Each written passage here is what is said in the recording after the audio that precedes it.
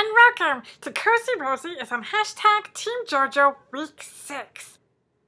There were a lot of horses in the previews for this episode, so there's gonna be some horsing around, I guess. And if somebody else is horsing around after I've made that joke, too bad, I win. I said it first. I said horsing around first, I win. I'm so sick of JoJo crying. Like, get it together, guys. Like,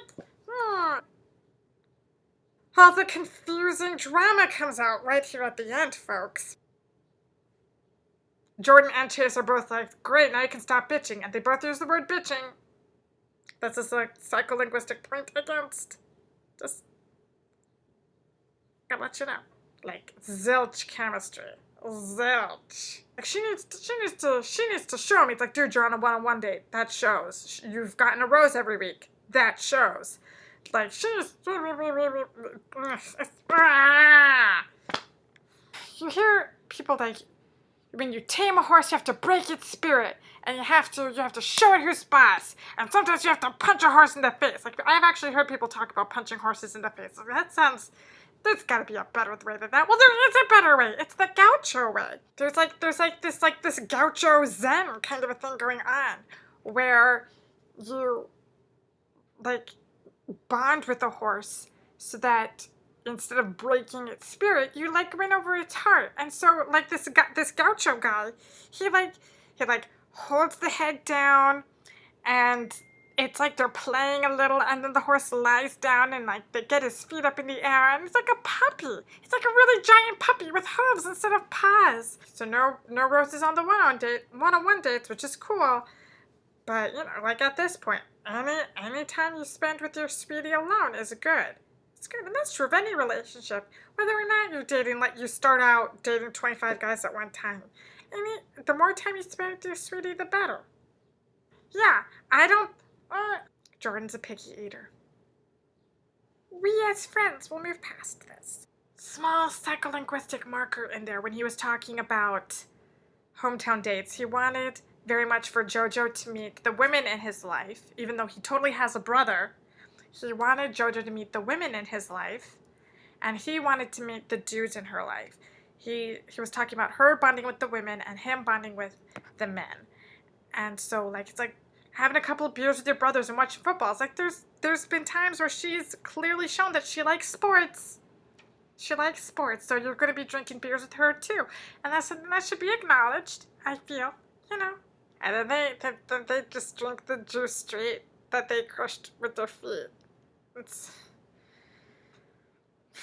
okay. And they're like, "Oh, it tastes good." It's like, yeah, I'm gonna say it's the acidity from the grape juice that's canceling out whatever was on your feet, and also just the fact that whatever was on your feet has been diluted by the immense amount of juice that your feet were in. And Chase put it really, really well, that when one dude isn't getting along with the other dudes in the house, and they're always, like, getting into arguments and stuff, that should be something that's in consideration, because, like, as a husband, as somebody you are living with, do I want to be having arguments over any little thing? And that is, like, the best explanation that anybody in the house I have ever heard.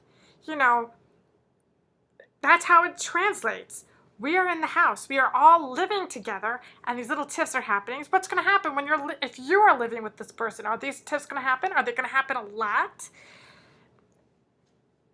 It's something to consider, and it's just the best. It's just the best description I've seen on this show. So I was happy that Chase said it, but I still want Luke to win. Jordan tells JoJo that he's in love with her, so he is totally getting a hometown date because of the way she was just very receptive to hearing from him that he loves her. Like, dude, it's always the one who says, "I'm not here to make friends," who's like, worst choice possible. Like, always. But Luke's gonna get a one-on-one. Luke's gonna get a one-on-one. Luke's gonna get a one-on-one, and that makes me happy. Hey! Robbie eyes, Robbie eyes. La la la la la. I feel maybe she's keeping him there as a sort of litmus test against the other guys to make sure that emotionally they meet up to James Taylor. Like, he's setting an emotional standard, and she wants to make sure that the other guys meet that. So he's there to set the bar emotionally, even though he's not the guy she'll end up with.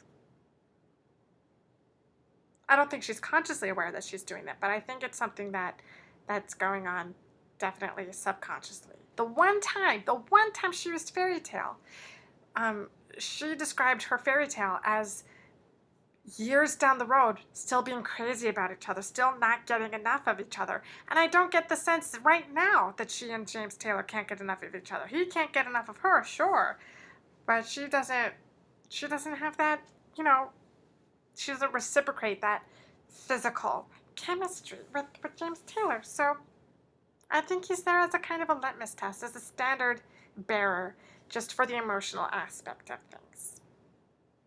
And as soon as the other guys meet that bar, he's gone.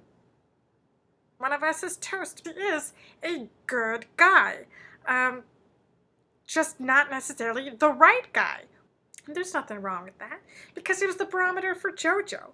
There are women out there who's like, he's perfect, he's the one I want. There are. Check it out. I've seen them on Twitter. It's just not going to be fun. Getting dumped, because getting dumped is never fun. That's just kind of a rule of dumping, And she really liked the sound of that, and then they kissed, and they did a lot of kissing, and I really liked the kissing, and then she sent him back to the dudes.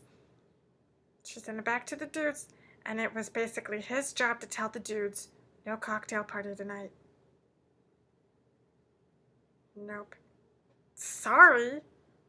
Somebody else out there for you. He makes a heart out of petals and says, you have my whole heart. That's the dude. That's the dude she should end up with. The one who never makes her cry. The one she never doubts for a second, is crazy about her, and wants to work at the relationship. I am so Team Luke, you guys. I am so Team Luke. I'm Team JoJo, first and foremost. I just want her to be happy and her not to be crying anymore. Though she could also be crying about who she sends home. Because her crying after she sends the guys home has been more intense each time, So it could be that. If she sends Luke home and cries about it, I'm gonna be pissed!